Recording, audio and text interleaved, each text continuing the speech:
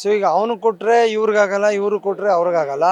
ಹಾಗಾಗಿ ಇಬ್ಬರಿಗೂ ಕೊಡದೆ ಈಗ ರಾಹುಲ್ ಗಾಂಧಿ ಮತ್ತು ಖಾರ್ಗೆ ಅವರು ಸಂವಿಧಾನ ಪುಸ್ತಕ ಜೋಬಲ್ಲಿ ಇಟ್ಕೊಂಡು ಆ ಸಂವಿಧಾನ ಬುಕ್ನೆಲ್ಲ ಹಾಳು ಮಾಡ್ತಾ ಇದ್ದಾರೆ.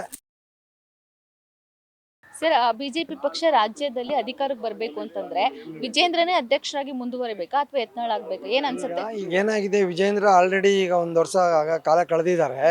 ಈಗ ಅವನು ಯತ್ನಾಳು ಸಿಕ್ಕಾಬಿಟ್ಟೆ ಇದು ಮಾಡ್ತಾ ಇದ್ದಾರೆ. ಸೊ ಈಗ ಅವನು ಕೊಟ್ಟರೆ ಇವ್ರಿಗಾಗಲ್ಲ, ಇವರು ಕೊಟ್ಟರೆ ಅವ್ರಿಗಾಗಲ್ಲ. ಹಾಗಾಗಿ ಇಬ್ಬರಿಗೂ ಕೊಡದೆ ಈಗ ಇರೋದು ಅಂದರೆ ಸೋಮಣ್ಣಂಗೆ ಕೊಡ್ಬೋದು, ಅವರು ಭಾಳ ಓಡಾಡ್ತಾರೆ. ಆದರೆ ಮಿನಿಸ್ಟರ್ ಆಗಿರೋದ್ರಿಂದ ಸ್ವಲ್ಪ ಡೌಟು. ಸೊ ಆದ ಕಾರಣದಿಂದ ಈಗ ಬೊಮ್ಮಾಯಿನವರು ಲೀಸ್ಟಲ್ಲಿದ್ದಾರೆ. ಬೊಮ್ಮಾಯಿ ಸದಾನಂದ ಗೌಡ ಇವಾಗ ಸೂಕ್ತವಾದ ವ್ಯಕ್ತಿ ಇವರಿಬ್ಬರಲ್ಲಿದ್ದಾರೆ. ಸೊ ಹಾಗಾಗಿ ಇವರಿಬ್ಬರೇ ಅವರು ಯತ್ನಾಳ್ ವಿಜೇಂದ್ರ ಕೊಡೋದ್ರಿಂದ ತಿರ್ಗಾ ಗಲಾಟೆ ಸ್ಟಾರ್ಟ್ ಆಗುತ್ತೆ. ಸೊ ಹಾಗಾಗಿದ್ರೆ ಈಗ ಕಾಂಗ್ರೆಸ್ನಲ್ಲಿ ಈಗ ಒದ್ದಾಡ್ತಾ ಇದ್ದವ್ರೆ, ದುಡ್ಡುಗಳಿಲ್ಲದೆ, ಕಸ ಗುಡಿಸೋರು ದುಡ್ಡು ಕೊಡದೆ. ಇವ್ರು ಸಣ್ಣದು ಒಳಗಡೆ ಸೀಟ್ ಕಿತ್ತಾಡ್ತಾ ಇದ್ದಾರೆ ಅಷ್ಟೇ, ಒಳಗಡೆ ಬೇರೆ ಏನೂ ಆಗಿಲ್ಲ. ಸೊ ಅದನ್ನು ಇವರಿಬ್ಬರಿಗೂ ಬೇರೆಯವ್ರು ಕೊಟ್ಟರೆ ಅನುಕೂಲ ಆಗುತ್ತೆ. ತಿರ್ಗಾ ಮೆಜಾರಿಟಿ ಮೇಲೆ ಖಂಡಿತ ಬರ್ತಾರೆ. ಈಗ ನೋಡಿ, ಆಲ್ರೆಡಿ ಈಗ ಡೆಲ್ಲಿನಲ್ಲಿ BJP ಬಂತು, AIP ಹೋಯ್ತು. ಸೊ ಹಾಗಾಗಿ ಒಂದೊಂದು ಕಡೆ ಎಲ್ಲ BJPನೇ ಬರ್ತಾ ಇದೆ.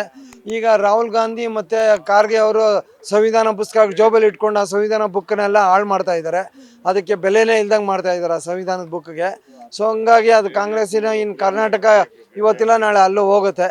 BJPನೇ ಬರುತ್ತೆ ಅಂತ ಗ್ಯಾರಂಟಿ ನಾನು ಹೇಳ್ತೀನಿ. ಬಿಜೆಪಿಯಲ್ಲಿ ಇತ್ತೀಚೆಗೆ ಒಗ್ಗಟ್ಟು ಕಡಿಮೆ ಆಗಿದೆ ಅಂತ ಅನ್ಸುತ್ತಾ ಅಂತ?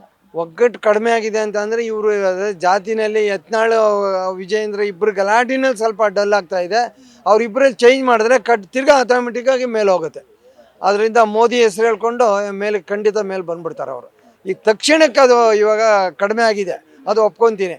ಈಗ ಇವು ಯಾವ್ದಾದ್ರು ಒಂದು ಸೀಟ್ ಸೆಟ್ಲ್ ಆದರೆ ಆಟೋಮೆಟಿಕ್ಕಾಗಲಿ ತಿರ್ಗಾ BJP ರೈಸ್ ಆಗುತ್ತೆ. ಅದು 100% ರೈಸ್ ಆಗುತ್ತೆ. ಆಡಳಿತ ಪಕ್ಷನ ಜನಗಳ ಪರವಾಗಿ ಪ್ರಶ್ನೆ ಮಾಡಬೇಕಾಗಿರೋದು ಬಿಜೆಪಿ ಪಕ್ಷ.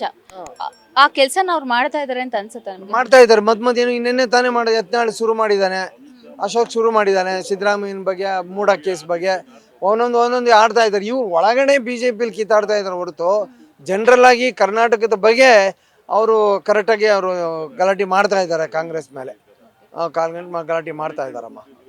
ರಾಜ್ಯದ ರಾಜಕೀಯದ ಪರಿಸ್ಥಿತಿ ಬಗ್ಗೆ ಹೇಳೋದಾದ್ರೆ ಅಂದ್ರೆ ಹೇಗಿದೆ ನಮ್ಮ ರಾಜ್ಯದ ಪರಿಸ್ಥಿತಿ? ನಮ್ಮ ರಾಜ್ಯದ ಪರಿಸ್ಥಿತಿ ತುಂಬ ಅಧ್ವಾನ ಆಗ್ಬಿಟ್ಟಿದೆ. ಈಗ ನೋಡಿ, SC/STಗೆ ಅದೆಷ್ಟೋ ಕೋಟಿ ದುಡ್ಡು ಕೊಟ್ಟಿದ್ರು, ಅದನ್ನೆಲ್ಲ ಇವರು ತಿಂದ್ಬಿಟ್ಟು ಬೇರೆದಕ್ಕೆಲ್ಲ ಉಪಯೋಗಿಸ್ತಾ ಇದ್ದಾರೆ. ಈಗ ನೋಡಿ, 56,000 ಕೋಟಿ ಇದು ಮಾಡಬೇಕು, ಅದನ್ನಿಲ್ಲ. ಇವಾಗ ಮೊನ್ನೆ ಈ ರೀಸೆಂಟಾಗಿ ಈಗ ನಿನ್ನೆ ದೇವೇಗೌಡರು ಆ ಡೆಲ್ಲಿನಲ್ಲಿ ಟೇಬಲ್ ಕುಣಿಸ್ಬಿಟ್ಟು ಕಾಂಗ್ರೆಸ್ಸು ಈ ಥರ ಹಾಳಾಗ್ತಾ ಇದೆ, ಅಲ್ಲಿ ಕೆಲಸಗಳೇನು ಆಗ್ತಾ ಇಲ್ಲ ಅಂತ ನೀರಾವರಿ ಬಗ್ಗೆ ಅವರು ಎತ್ತಿದ್ದಾರೆ. ಅವಾಗ ರಿಪಬ್ಲಿಕ್ TV ಮತ್ತು ನಮ್ಮ ರಂಗನಾಥ್ ಅವರು ಕರೆಕ್ಟಾಗಿ ಹೇಳಿದ್ದಾರೆ. ಅವ್ರು ನೋಡಿ, ಸಾರ್ವಜನಿಕ ದೃಷ್ಟಿಲಿ ನೀರಾವರಿ ಬಗ್ಗೆ ಮಾತಾಡ್ತಾ ಇದ್ದಾರೆ. ಇವರು ಸುಮ್ಮನೆ DK ಶಿವಕುಮಾರ್, ಸಿದ್ದರಾಮಯ್ಯ, ಅವನ ಚೆಲುವರಾಯಸ್ವಾಮಿ ಇವ್ರ ಬಗ್ಗೆ ವಿರುದ್ಧವಾಗಿ ಮಾತಾಡ್ತಾ ಇದ್ದಾರೆ. ಅವ್ರು ದೇಶಕ್ಕೋಸ್ಕರ, ರಾಜ್ಯಕ್ಕೋಸ್ಕರ, ಕರ್ನಾಟಕಕ್ಕೆ ಅವ್ರು ನೀರು ಬಗ್ಗೆ ಓಡಾಡ್ತಾ ಇದ್ರು. ಆಲ್ರೆಡಿ 9 TMC ನೀರು ಕೊಟ್ಟಿದ್ರು. ಈಗ ಮತ್ತೆ ತಿರ್ಗಾ ನೀರಾವರಿಗೆ 1,45,00,000 ಜಾಸ್ತಿ ಆಗಿದ್ದಾರೆ. ನೀರು ಬೇಕು ಅಂತ ನೀರಾವರಿ ಬಗ್ಗೆ ಕಾವೇರಿಯಲ್ಲಿ ಓಡಾಡ್ತಾ ಇದ್ದಾರೆ.